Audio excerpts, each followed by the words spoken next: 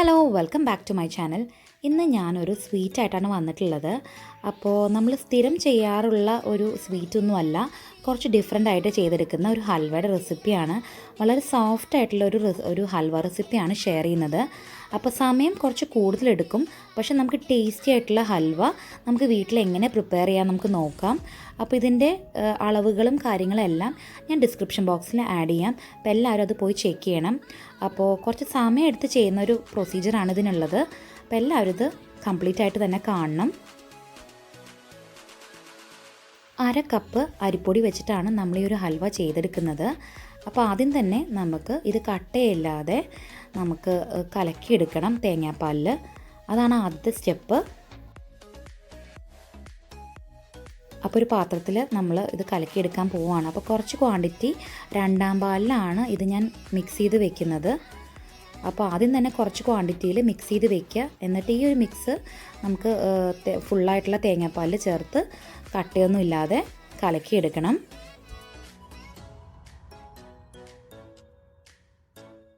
ഇത് ഞാനിത് അരിച്ചെടുത്തിട്ടുണ്ട്. ഒരുപാട് കട്ടയോ എന്തെങ്കിലും തരിയോ കരടോ എന്തെങ്കിലും ഉണ്ടെങ്കിൽ മാറിപ്പോകാൻ വേണ്ടിയിട്ടാണ് അരിച്ചെടുക്കാൻ പറയുന്നത്.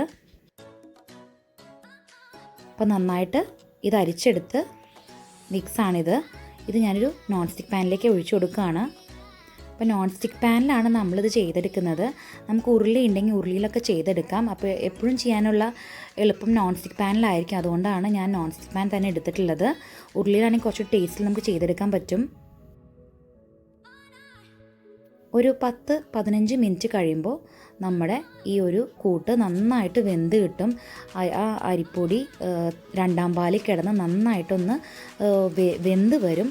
അപ്പോൾ ഒരു 15 മിനിറ്റ് നമ്മളിതിന് ഹൈ ഫ്ലെയിമിലിട്ട് നന്നായിട്ട് ഇളക്കി കൊടുക്കണം. ഇതുപോലുള്ള അലുവകൾ ചെയ്യുമ്പോൾ കഴിയുന്നതും കൈവിടാതെ ഇളക്കി കൊടുക്കണം. കാരണം അരിപ്പൊടി ആയതുകൊണ്ട് തന്നെ അത് കട്ട പിടിക്കാൻ ചാൻസ് ഉണ്ട്. അപ്പോൾ അത് ഒഴിവാക്കാൻ വേണ്ടിയിട്ടാണ് നന്നായിട്ട് ഇളക്കി കൊടുക്കാൻ പറയുന്നത്, കൈവിടാതെ. അപ്പോൾ നമുക്ക് ഇങ്ങനെ സ്പാച്ചില ഇങ്ങനെ വരച്ച് കൊടുത്തു കഴിഞ്ഞാൽ ആ പാത്രത്തിൻ്റെ ഷെയ്ഡ് കാണുന്ന ഒരു പരുവം വരെ നമ്മളിത് കുക്ക് ചെയ്തെടുക്കാം. അതിലേക്ക് ഞാൻ 1-ാം പാലാണ് ചേർത്ത് കൊടുക്കുന്നത്. അപ്പോൾ കട്ടയൊന്നുമില്ലാതെ ലോ ഫ്ലെയിമിൽ ഇട്ടിട്ട് വേണം നമ്മളിത് മിക്സ് ചെയ്ത് കൊടുക്കാനായിട്ട്. അപ്പോൾ ഈ സമയത്ത് ഫ്ലെയിം ഒന്ന് കുറച്ചിട്ട് നമ്മൾ കുറച്ച് ക്വാണ്ടിറ്റിയിലാണ് നമ്മൾ ഈ 1-ാം പാല് ചേർത്ത് കൊടുക്കുന്നത്. അപ്പോൾ നന്നായി മിക്സായി കഴിഞ്ഞാൽ പിന്നെ കംപ്ലീറ്റ് ആയിട്ട് നമുക്ക് പാല് ഫുള്ളായിട്ട് ഒഴിച്ചു കൊടുക്കാം. അപ്പോൾ നന്നായിട്ട് മിക്സ് ചെയ്തെടുക്കണം. അപ്പോൾ ഈ സമയത്ത് നമുക്ക് ഹൈ ഫ്ലെയിമിലൊന്നും ഒഴിച്ചു കൊടുക്കേണ്ട കാര്യമില്ല. അതുപോലെ നമ്മളിതിൽ ഒരുപാട് എണ്ണയൊന്നും ചേർത്ത് കൊടുക്കുന്നില്ല. ഈ തേങ്ങാപ്പാലിൽ നിന്ന് തന്നെ നമുക്ക് എണ്ണ തെളിഞ്ഞ് വരും. അപ്പോൾ ലാസ്റ്റൊക്കെ ആകുമ്പോൾ ശരിക്കും തേങ്ങാപ്പാലിൽ നിന്ന് നല്ലോണം എണ്ണ അതിനകത്ത് നിന്ന് വിട്ട് നന്നായിട്ട് നമ്മുടെ ഈ അലുവേനെ ഫുള്ളായിട്ട് എണ്ണ കവർ ചെയ്ത് നിൽക്കണം നമുക്ക് കാണാൻ പറ്റും. അപ്പോൾ നമ്മൾ തേങ്ങാപ്പാൽ കുറച്ചായിട്ട് ഒഴിച്ചു കൊടുത്തിട്ടുണ്ട്. മുഴുവനായിട്ടും ഒഴിച്ചു കൊടുത്തിട്ടുണ്ട്. ഒരു 10 മിനിറ്റ് കഴിഞ്ഞപ്പോഴേക്കും അതിൻ്റെ കട്ടി ഇങ്ങനെ കൂടി തുടങ്ങി. ആ സമയത്ത് ഞാനൊരു ചെറിയ ടീസ്പൂൺ നെയ്യ് ഒഴിച്ചു കൊടുത്തിട്ടുണ്ട്. നെയ്യ് ഒഴിച്ചു കൊടുക്കുന്നത് ഒരു ചെറിയ ഫ്ലേവറിന് വേണ്ടി മാത്രമാണ്. അല്ലാതെ നമ്മൾ ഒരു പുറത്തുനിന്ന് വിട്ട് കിട്ടാൻ വേണ്ടിയിട്ടല്ല നമ്മളിത് ഒഴിച്ചു കൊടുത്തിട്ടുള്ളത്. അപ്പോൾ നമ്മുടെ ഈ ഒരു മാവ് നന്നായിട്ട് കട്ടിയായി തുടങ്ങിയിട്ടുണ്ട്, കാണാൻ പറ്റും. ചെറിയൊരു ഗ്ലേസിങ് പോലെയൊക്കെ വന്ന് തുടങ്ങിയിട്ടുണ്ട്. അപ്പോൾ ആ തേങ്ങാപ്പാലിൽ നിന്ന് എണ്ണ ചെറുതായിട്ട് തെളിഞ്ഞ് വരുന്നതാണ് കാണുന്നത്. നമുക്ക് വീണ്ടും ഒരു 10 മിനിറ്റിന് ശേഷം നമുക്ക് നോക്കാം. അപ്പോൾ ഇത് ചെയ്യുമ്പോൾ കൈ വിടാതെ വേണം ഇളക്കി കൊടുക്കാനായിട്ട്. കാരണം അടി പിടിക്കുന്നുള്ളൊരൊറ്റ കാരണം കൊണ്ടാണ് കൈ വിടാതെ ഇളക്കണമെന്ന് ഞാൻ പറയുന്നത്. ഞാൻ ഇതിലേക്ക് നല്ല കട്ടിയുള്ള ശർക്കരയാണ് ചേർത്ത് കൊടുക്കുന്നത്. നമ്മൾ ലൂസായിട്ടുള്ള ശർക്കര ചേർത്ത് കൊടുത്താൽ നമുക്ക് വീണ്ടും ഒത്തിരി നേരം ഇതിൻ്റെ കുക്കിംഗ് ടൈം കൂടും. അപ്പം നമ്മൾ ശർക്കര പാനിയാക്കാൻ വെക്കുമ്പോൾ ശർക്കര നന്നായി ഉരുകിയതിന് ശേഷം നമ്മൾ നന്നായിട്ട് അരിച്ചെടുത്തിട്ട് നമ്മൾ വീണ്ടും അത് നന്നായിട്ട് അതിൻ്റെ വെള്ളം വറ്റുന്നത് വരെ നമ്മൾ വെക്കുക. അപ്പോൾ ഒരു കട്ടിയായിട്ടുള്ളൊരു പാവമായിട്ട് കിട്ടും. അപ്പോൾ നമ്മളിപ്പോഴും നല്ല കറുത്ത ശർക്കര തന്നെ എടുക്കാൻ ശ്രമിക്കുക. അതുപോലെ തന്നെ നമ്മുടെ ശർക്കര ഉരുകിയതിന് ശേഷം ഒന്ന് അരിച്ചെടുക്കാനും ആരും മറന്നു പോലും. ചെറിയ മട്ടും അല്ലെങ്കിൽ ചെറിയ കരടുകളൊക്കെ കാണും.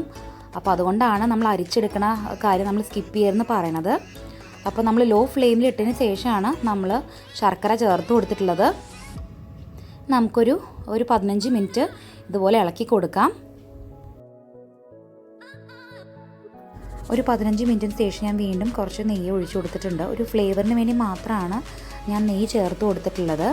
അപ്പോൾ നമ്മൾ ഇതിനകത്ത് നിന്ന് ചെറിയ ചെറിയ ബബിൾസൊക്കെ പുറത്തേക്ക് പൊട്ടിത്തെറിക്കും. അപ്പോൾ പ്രത്യേകം ശ്രദ്ധിച്ചിട്ട് വേണം ചെയ്യാനായിട്ട്. നല്ലോണം ആ വെള്ളം വറ്റുന്നത് വരെ ബബിൾസ് നന്നായിട്ട് പൊട്ടിത്തെറിക്കുന്ന നമുക്ക് കാണാൻ പറ്റും. അപ്പോൾ നമ്മുടെ ഈ ഒരു ഹൽവയുടെ പാകമായി വരുന്നുണ്ട്. എണ്ണയെല്ലാം തെളിയുന്നൊരു പാകമായി വരുന്നുണ്ട്. ഓരോ 15 മിനിറ്റ് കഴിയുമ്പോഴാണ് ഞാൻ നിങ്ങളെ കാണിക്കുന്നത് അതിൻ്റെ ഒരു ടെക്സ്ചർ എങ്ങനെയാണെന്നുള്ളത് കാണിച്ചു തരുന്നത്. അപ്പോൾ കുറച്ച് ലെങ്തി ആയിട്ടുള്ള പ്രൊസീജിയർ ആണെങ്കിലും നമുക്കിത് ഒരു ഒക്കേഷനൊക്കെ ആയിട്ട് നമുക്കിത് ചെയ്യാൻ പറ്റും. അപ്പോൾ അത് എണ്ണയൊക്കെ നന്നായി തെളിഞ്ഞ് വന്നിട്ടുണ്ട്. അപ്പോൾ ഹൈ ഫ്ലെയിമിൽ തന്നെയാണ് ഞാൻ ചെയ്തെടുക്കുന്നത്. അപ്പോൾ കൈ വിടാതെ വേണം ചെയ്യാനായിട്ടത് ഞാൻ പ്രത്യേകം പറയുന്നുണ്ട്. കാരണം അടി പിടിക്കാനോ കരിയാനോ ഒന്നും പാടില്ല. അതുകൊണ്ടാണ് എടുത്തെടുത്ത് ഞാൻ പറയുന്നത്.